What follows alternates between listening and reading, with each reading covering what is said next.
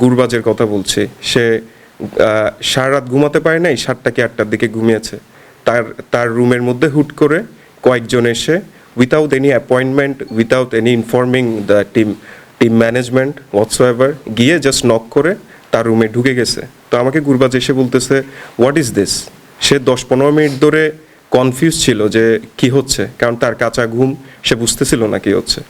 পরে যাই হোক, অ্যান্টি করাপশনের লোকজন তার মোবাইল ফোন চেক করলো, বিভিন্ন বিষয় নিয়ে কোয়েশ্চেন করলো। শিয়া বাটার ও ভিটামিন ই সমৃদ্ধ লিলি বিউটি সোপ, তারুণ্যময় উজ্জ্বল ত্বকের জন্য।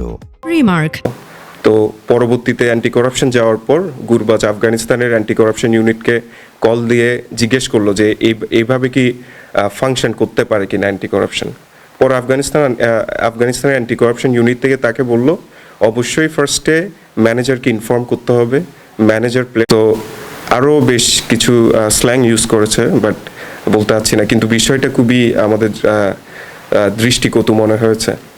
এটা একটা বিষয় যেটা আজকে সকালে ঘটেছে, মানে খেলতেছে এরকম একটা প্লেয়ারের রুমে আপনি গিয়ে ঝামেলা করবেন, সেইটাতে তো সে যে আপনার ঘুমের সেন্সে ছিল, না হলে তো মানে গালিগালাজ করতো লিটারেলি। তো এটা আমাদের পুরা মানে বাংলাদেশের ইমেজের জন্য একটা নেগেটিভ ইম্প্যাক্ট না, যে ফরেন একজন বিগ প্লেয়ার। আমি আরও অনেকজনের কাছে গিয়েছে, আমি তাদের নাম বলছি না, কিন্তু আমি স্পেসিফিকলি গুরবাজের কথা বলছি, কারণ সোফার পুরো বিপিএল এর মধ্যে best batsman, one of the best batsman তো গুরবাজি, তাই না? নিশ্চয়ই তার রেপুটেশনও তেমন।